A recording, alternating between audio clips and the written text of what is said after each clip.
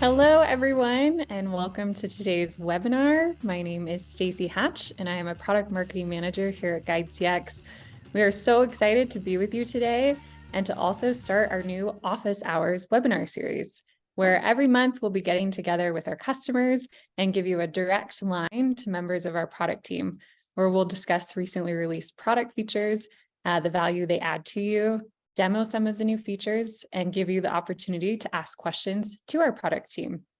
We're excited today to be joined by three fantastic members of our product team who will serve as your guides today. We have Phil Wood, who is a product manager here at GuideCX, Cody Irwin, our VP of product, and Ben Stevens, another fantastic product manager here at the GuideCX team. I'll turn it over to them to give you a brief introduction of who they are. Thanks, Stacy. I'm Phil. I am obviously at GuideCX. I work with the products that face your customers. So our Compass application, emails that go out and things like that. I'm excited to be here. Stacy asked us to share a fun fact about ourselves. It took me a while to come up with this one, but my career as a wrestler is 0 wins and 5 losses. As like an 8-year-old, I entered a tournament, lost every match, and then cried in the hallway afterwards. Thanks, Phil. It's awesome to be here. My name is Cody Irwin. I met some of you, hoping to meet all of you. Super excited to be here today talking about GuideCX and the things we're doing. My claim to fame, in 7th grade, I was a Science Olympiad egg drop champion for my region. So I still talk to my kids about it all the time. It's still what I use to introduce myself. It's yeah, lean pretty heavily on the egg drop. It's quite an accomplishment. Thanks for sharing, Cody. Hi, yeah, Ben Stevens here. So I'm a product manager on our providers side of the experience. So basically the experience that many of you see inside of the app, I oversee that. So I'm your guy, always happy to chat and get insights from you. Trying to think of a fun fact. It's kind of a pitch for Utah as well. If any of you have plans to come out, was in about waist-high powder this past weekend. So if you guys are thinking about making a trip out to Utah for some skiing, this is definitely the winter to do it. That is true. It's a fantastic skiing season for those of us who like the cold, not me included. Thank you guys for sharing. Again, we're excited to have these guys on as our guides today as we dive into recently released product features since the last time we spoke in the October release. So today we'll be covering mobile app updates, Vanity URL. This is a sneak peek to everyone on the call of something we're excited about that's coming down the pipe very soon. We'll be talking about email, CSAT, as well as our Salesforce AppExchange listing, our Gainsight integration that's now available on the Sightline Vault, and then advanced time tracking. And as always, we would love to get your questions as we go. We will leave time at the end of this webinar for you to ask questions as well. But if you want to leave a question just in the chat, the webinar chat, go ahead and leave that there, and we'll interject as needed to get those questions answered for you. Thanks again for being here, for your participation, and being just wonderful customers. Turn it over to mobile app updates. All right. Thanks, Stacy. Appreciate that. So I know I've had a chance to talk to several of our customers around mobile app and some of the other features we're demoing today. So we appreciate that opportunity. As Ben mentioned, we're always open. So as there are things that you want to talk about, new products, new features that you're interested in, we would love to talk to you. So coming back to the mobile app, when we were talking to customers, our customers about why they use a mobile app, there were a couple things that came up. Number one, they're not at their desk. They need to be able to quickly update statuses or check on a project status, need to be able to communicate with customers quickly. And then a very key point was being able to view attachments and download files. So we've redone the navigation to make the app a little less click heavy, easier to navigate, and then a few of those things more accessible. So I'm going to walk through what that looks like now. So with viewing attachments and files, I'll show you how to do that. But again, this just gives you the ability to download files to your mobile device or view attachments if you've taken a photo of something and then need to access it as you go. As far as the communication piece, we've also introduced at mentions in the app. That's something that's been live in web for a long time, where you can hit the at key like most chat applications and then find a specific user that you're looking for. Prior to this release, that was not available in mobile app. So we've added that. And again, just to make that ease of use or ease of communication a little bit better. Next thing is the navigation throughout the project page. In order to get project details before, look at the project plan, overview, attachments, or my task within a project, you had to navigate into it and then find the specific thing inside of the project. We've added that, we've brought all of that a little bit more forward in the application. So now when you click on a specific project, you can navigate directly through this bottom sheet to the project plan, the overview, look directly at attachments. And again, that's where you can load attachments or download or view files, things like that. Go to notes or my tasks that I have in that project. Second piece of project filter of the project page is the filters here. These are the filters that come directly from your web application. So if you don't have any filters set up, all you'll see is either active or inactive projects. But if you've set up filters in the web, then you'll see those by clicking on that icon there at the top left. Those will show your filters on the mobile app as well. Next is the task navigation. So similar to how we've revised the project navigation, we've also revised task navigation. So clicking on any task outside of the task status will pull up the task details, attachments, or notes in that bottom sheet, and you can quickly navigate to any of those things. And then if you want to change the task, change the task status, you simply click on the task status in the mobile app there. It'll pull up this bottom sheet that has all the different task statuses that Guide offers, and it will enable you to change that status there. So again, just a few tweaks for the mobile app to make it a little easier to use, easier to navigate through. So hopefully that resonates with some of our customers.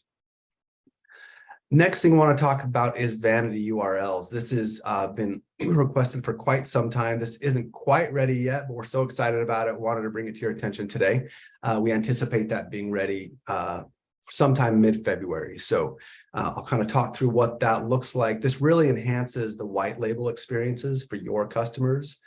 We want your customers to onboard with you, right? We want them to see your software. We don't want Guide CX to be so front and center. So that's part of why we've introduced vanity URLs. So if your company name was Acme, the URL would now be acme.guidecx.com as opposed to what it is now, app.guidecx.com. So who sees a vanity URL? Any customer that's logged into the provider application. Your employees will also see the vanity URL. So again, it would be acme.guidecx.com in the provider application, in the customer-facing portal.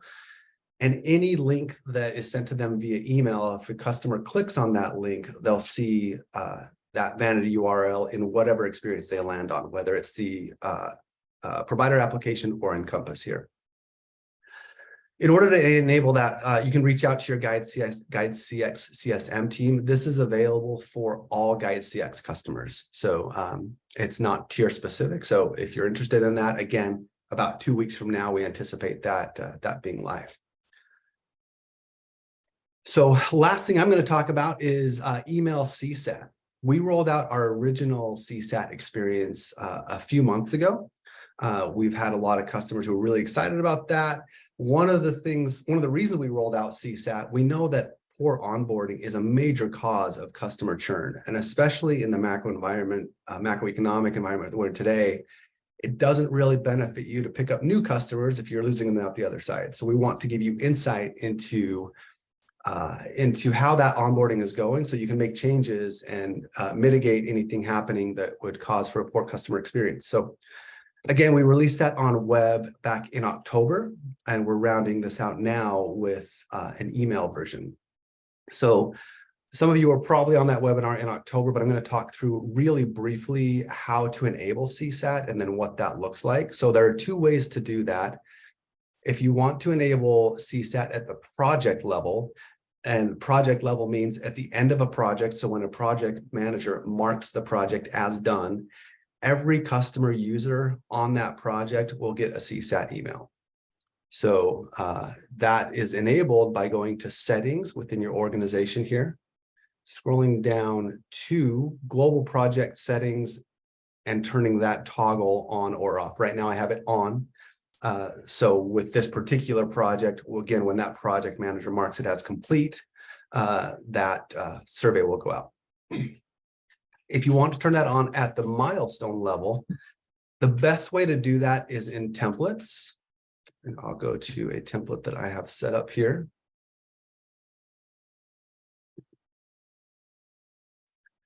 In the plan for any particular milestone on which you want CSAT feedback, simply edit that milestone and then turn that toggle on here. So that means that anytime you spin up that template, that will go out to all users who are assigned tasks in that milestone. So that's a key point I want to bring up. Only users who are assigned tasks in the milestone will receive the CSAT survey. Contrasted with the project level, anyone on the project, regardless of if they're assigned tasks, will receive that email. So that's how to turn it on. A couple situations here. In this particular case, I'm acting as the internal user, and I will close. Whoops, I think I've got a dependency there. So I would close this task. It's not letting me do that.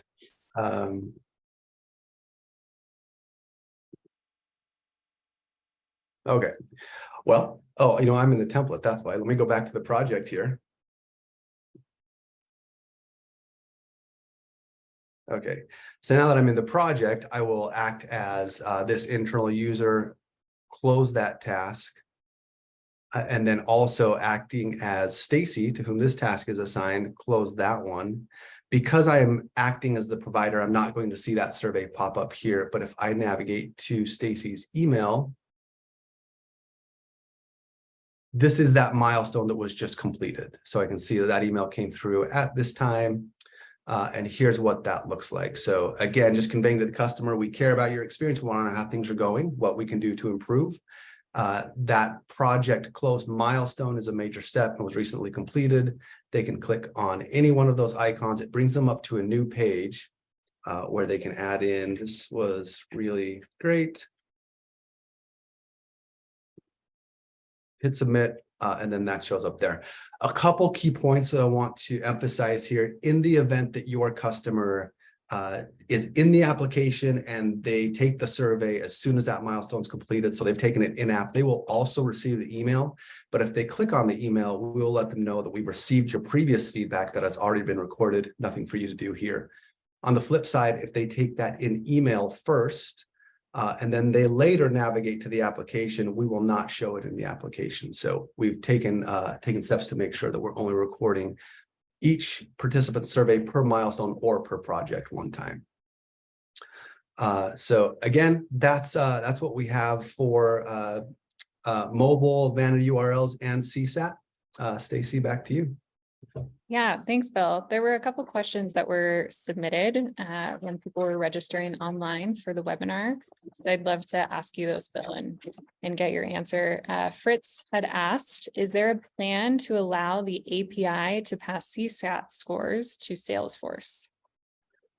Yes, there is. So we're in process of scoping our next version of CSAT, which is going to be a greater version of forms, I guess. Within forms, you'll be able to customize CSAT questions, and at that point also export via CSV or through API. Awesome. Kind of on that same note, there was another question that came through about customizing CSAT email from Celia. So you've kind of answered that, but do you want to speak to the customization of forms on the roadmap? Sure. So we're working on that right now. Scoping is in process. We anticipate beginning development hopefully in March with delivery later this year. So perfect. We have another question for you, Phil, from Alice. She said, has email CSAT been released? If so, can I trigger them via email on a previously closed milestone? Unfortunately, not on a previously closed milestone. It's only new milestones. I illustrated how to do it at the template level. If you wanted to get feedback on a particular milestone, You know what, actually, okay, I'm going to walk that back. You can do that if you were to add a new task to an existing previously closed milestone, assign that to a customer. I guess you could also assign it internally, and you close that, then that email should go out for that milestone as well. And Alice, as far as timing goes, the last bit of deployment is happening today. So you should receive an in-app notification later when that is live in your GuideCX instance. Thanks, Stacy. Cody Armstrong asked a question. Can we change the wording of CSAT at the milestone level? The current wording seems like it's asking about their comprehensive experience thus far, rather than asking about their experience within the milestone. Right now, that is not customizable. The only thing you can customize is the name of the milestone. So in this particular case, it's configuration. But if there is interest in having us change what that, I guess that template feedback is, then I'd be interested in chatting. Awesome. Thanks, Phil. Let's see, we got one more question. Celia is asking, is there a way to see when the CSAT was sent out? As in, does it notify you when the CSAT survey has been emailed to the customer anywhere? The only way to know that is in a roundabout way. You will get a notification once that task is complete, if you're the project manager, the last task in the milestone, but it doesn't notify you that the survey went out. Thanks, Phil. Sure. And thanks for your questions. If there are no more, again, we will leave time at the end for any unanswered questions. Continue to push them through to us, but we'll go ahead and give the mic to Cody. Awesome. Thanks, Stacy. Thanks, Phil. So super excited to talk today about, go back one screen there. Talk about our investments in the Salesforce and Gainsight integration. So before I get into this, this really is kind of a passion space for our company. For me personally, I sat in CS for a while in my career, and the team I ran was a technical team focused on retention. And a lot of times a poor onboarding experience led to my team coming in and cleaning up some problems. And we believe wholeheartedly that that first kind of touch point as a customer, the onboarding experience really is the key to a really successful long-term customer that grows and stays with the company. So with that in mind, we have doubled down on the integrations, Salesforce being the CRM, kind of the pre-sales side of the house, and Gainsight being focused more on the post-sales, the retention and growth aspect of that journey, with GuideSix kind of sitting in the middle, really managing that handoff. As part of that, Salesforce is not a new integration. It's one that I'm sure some of you on the call have used, but it is now listed officially in the AppExchange, which the beauty of that is partnering with Salesforce and working to get in the AppExchange requires a lot of rigor around security, ensuring that things are right. Basically, they give us kind of a stamp of approval saying, this app is good, we like it, it fits in. So a lot of cool things have happened there working with them, with that Salesforce team. It pushes updates automatically as we make changes. The core background of it right now is a managed package, which allows your Salesforce admin to make some pretty cool adjustments on the Salesforce side. I will say too, we are making some investments on some GuideCX related kind of Salesforce configuration items. So more to come soon there. But yeah, we're really pretty excited about this partnership and working with Salesforce. What we're going to go a little deeper into is Gainsight. So Gainsight is new to us as far as integration goes. We have a pretty deep shared DNA with Gainsight and a deep partnership. And the key aspect of this integration is that we're now officially listed in Gainsight Sightline Vault, which is the equivalent of their app store. So we partnered with our product team. We did a lot of vetting on the use case. We spoke to many of you and many prospects and customers about their needs when it comes to the onboarding to CS transition. And that really is the center point of what we built here. We're focusing pretty heavily on the CS persona, the CSM, and how we can make their life easier when it comes to onboarding, and in turn, make the onboarding team's life easier as well.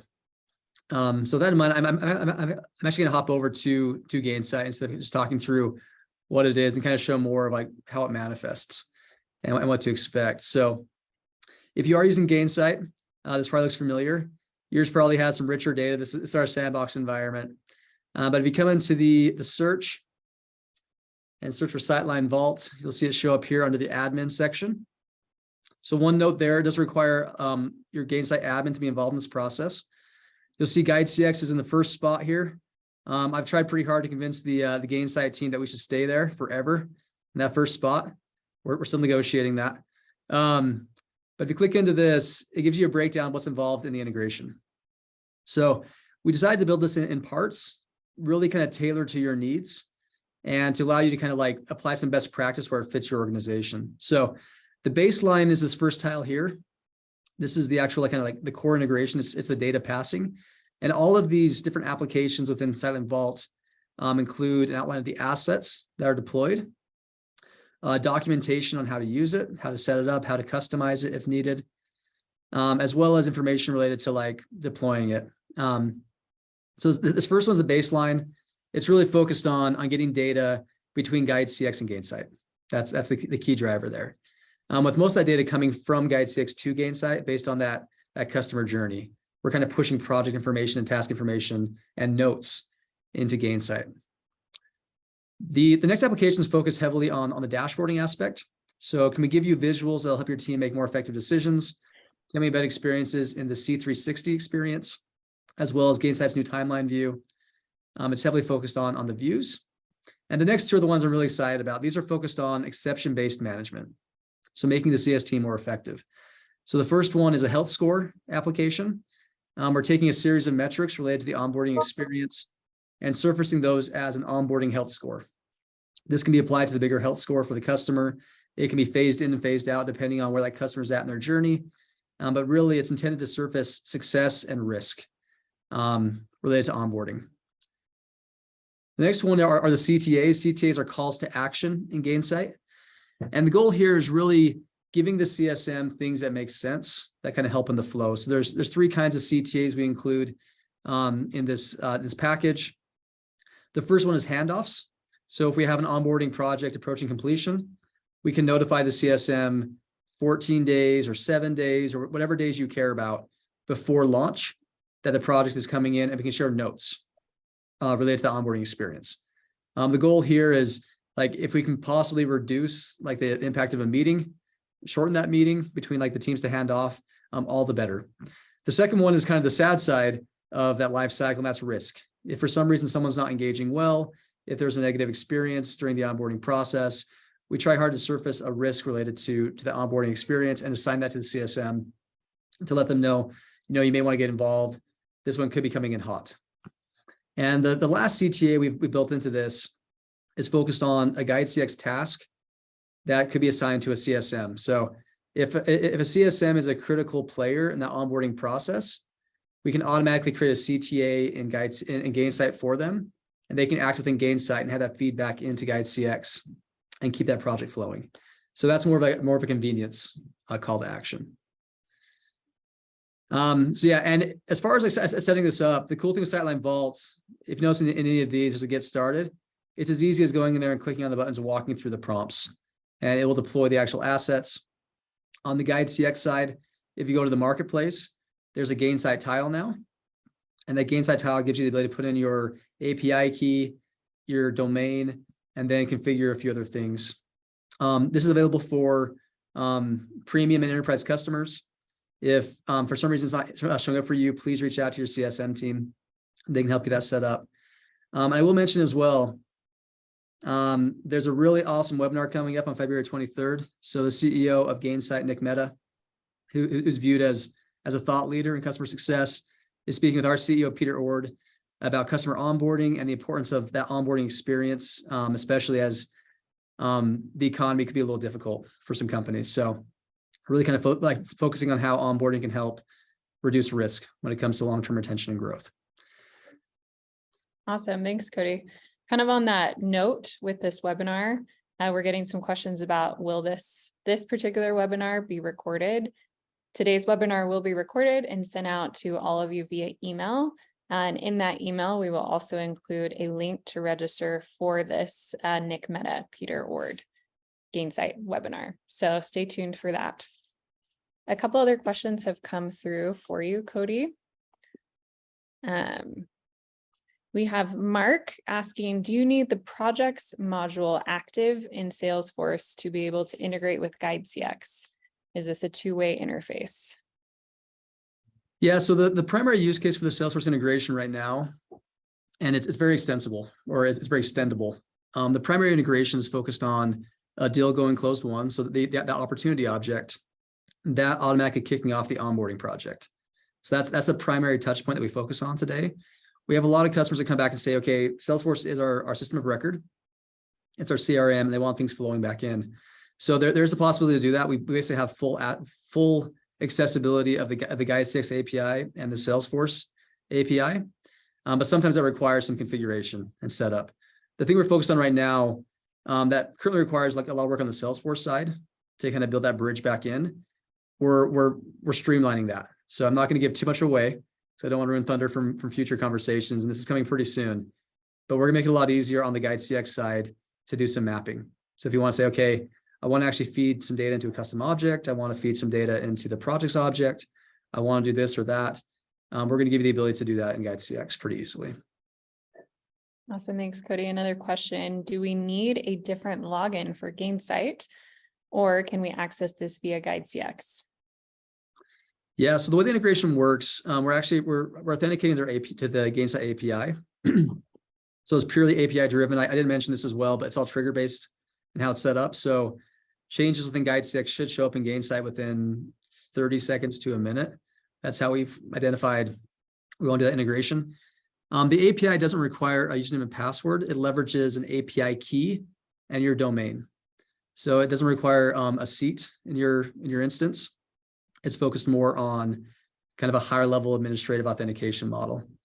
Your Gainsight admin should be able to provide that information. And also on that note, there's a great GuideCX help article on our help center that kind of goes through the setup for the Gainsight integration and everything you need to connect. I will mention too, our team is very excited about this one in the partnership. If you do have desires to get some help in the process, we have a team that is kind of walking customers through this.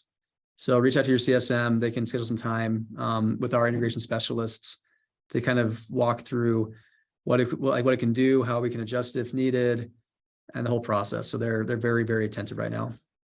Actually, always, but especially right now. Yeah, especially we are really excited about this. And again, we'll send out a recording of today's office hours webinars to all of you to Jeff, I see you want to share with your team, which is exciting. We'll definitely send that out and more information about this Gainsight webinar. Okay, turning this over now to Ben to talk about advanced time tracking. Great. Yeah, very exciting stuff. Nice work, Cody and Phil.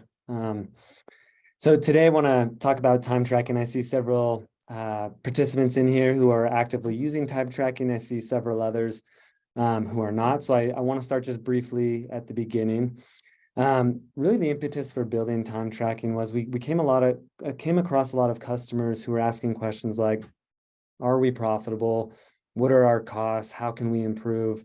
They were wondering maybe how their teams were spending time, how they were tracking toward different activities. And we actually also found that many of our customers were also using other softwares to track time in conjunction with the work that they were doing in GuideCX. So we really set out to solve some of these major issues. And really what we've tried to do is build time tracking in a way that scales with your company. It scales with the increasing number of projects that your company is taking on. We hope that it'll save you time. It'll give you better granularity into the performance and the operations of your teams. And hopefully it just works in a way that's seamless with the rest of the app, so you're not switching between different softwares.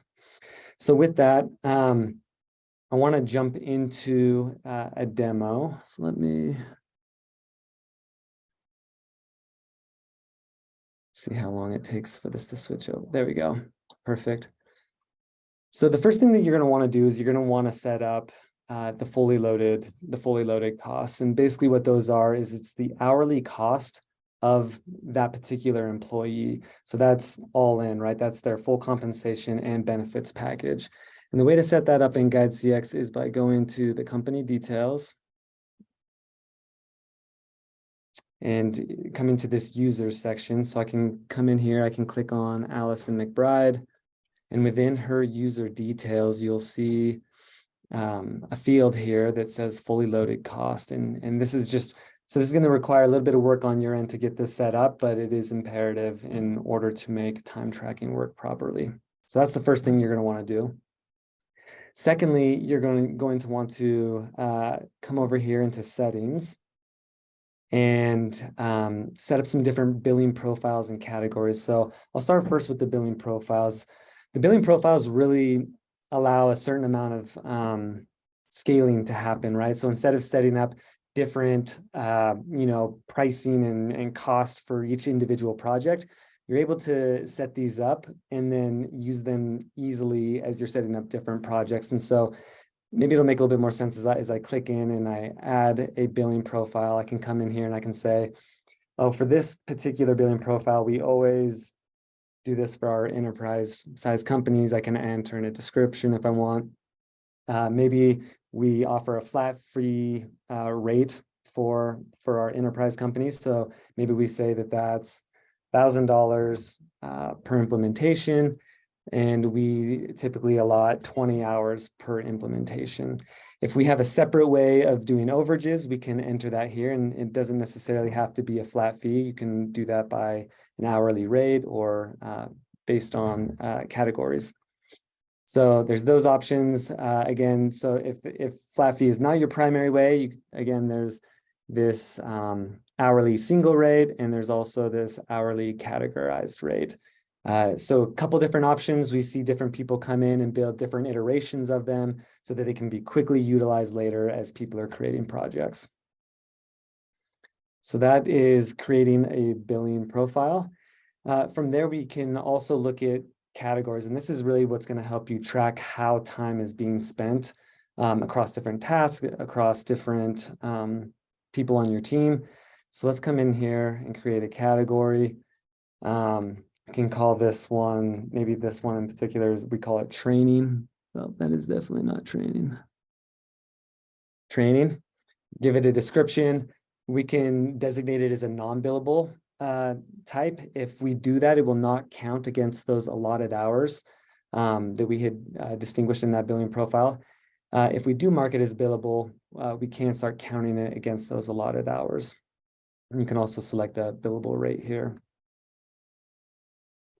From there, then, once we have our fully loaded cost set up, once we have our billing profile set up, once we have our category set up, we're pretty good to go. And so we can come over into projects, come to add project, and as you're adding projects, now that that billing profile has been already set up inside of settings, it's as simple as selecting the one that you've created here. So maybe in this particular one, let's go with a flat fee plus an hourly overage.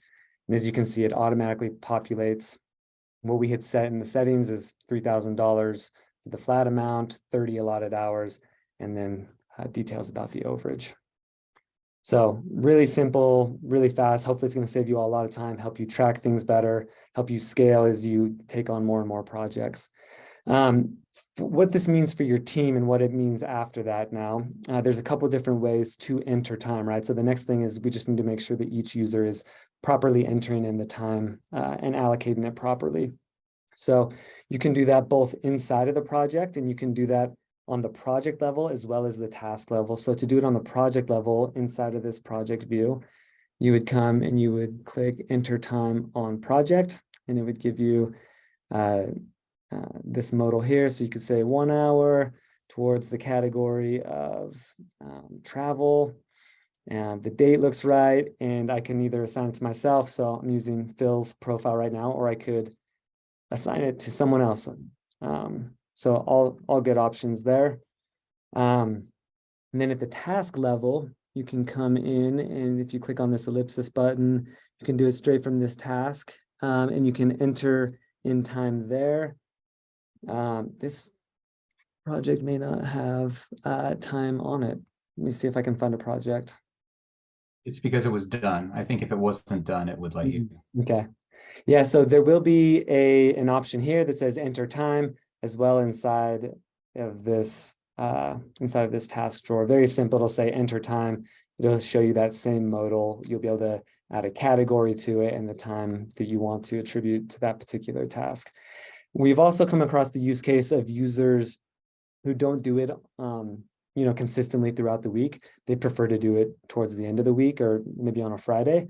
So we have this view that works really nicely for that as well, where a user can come in and say, okay, I'm on this Jeremy test project, and I can just come in and I can enter time at the project level, or I can enter it at the task level. So these would all be task level entries and match up to the different days of the week. So very simple.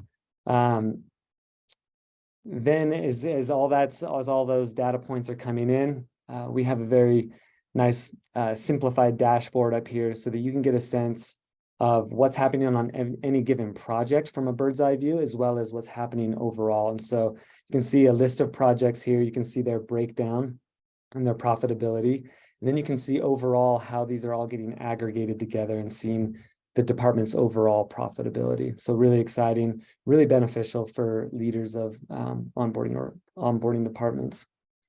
One other thing I just want to show real quick, I realize we're a little over time here, is inside of reports. There's some additional reporting, some metrics that we're tracking for you. So as we click into advanced time tracking, you'll see total hours worked by task. So this is a task that exists within a template. You can see the total hours worked on that task across all templates. In projects, you can also see the average amount of time it takes to finish that task across all projects. Total hours worked trended, so you can see how much time your team is putting on over time across all your projects. Anyways, a lot of really fantastic information here. Again, for helping individual contributors as well as leaders kind of get better granularity into what has maybe in the past been a little bit of a black box for many implementation organizations. Did I hit everything, Stacy? You did. That was fantastic, Ben. We have a couple questions for you. Celia is wondering, does the customer see any of the time tracking or billing tracking in their project, or is it strictly internal? It's a great question, Celia. It is a great question. So there are some options here. So there will be some amount of time tracking that can be made visible at this level if it's turned on.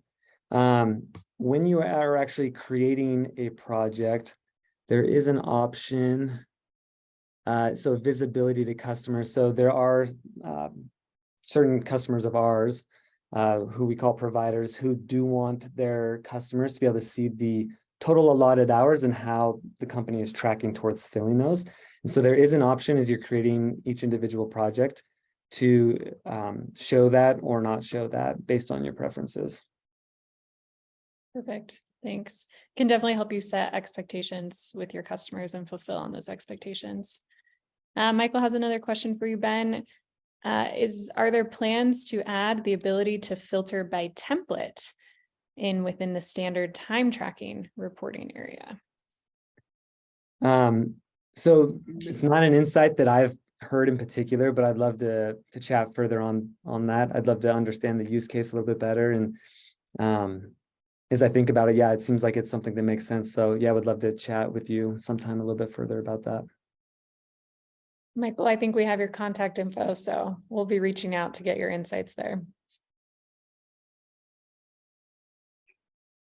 Awesome, Ben. I think that's it for questions. I'll call out to Lisa, had asked for any details around reporting from time tracking on the registration page. So Lisa, hopefully we have given you a little bit of glimpse into the opportunities that we have around time tracking reporting, and reach out should you have any further questions that need answers in more detail. But with that being said, we'll just open it up for kind of a generic Q&A for any questions that have not yet been answered. If you don't have any questions, feel free to hop off. Again, we'll be sending out a recording of this office hours, and we'll be holding this monthly so that we can have a more regular cadence to get in front of our customers, talk about what's new, and answer any questions you might have. So thank you again for joining today.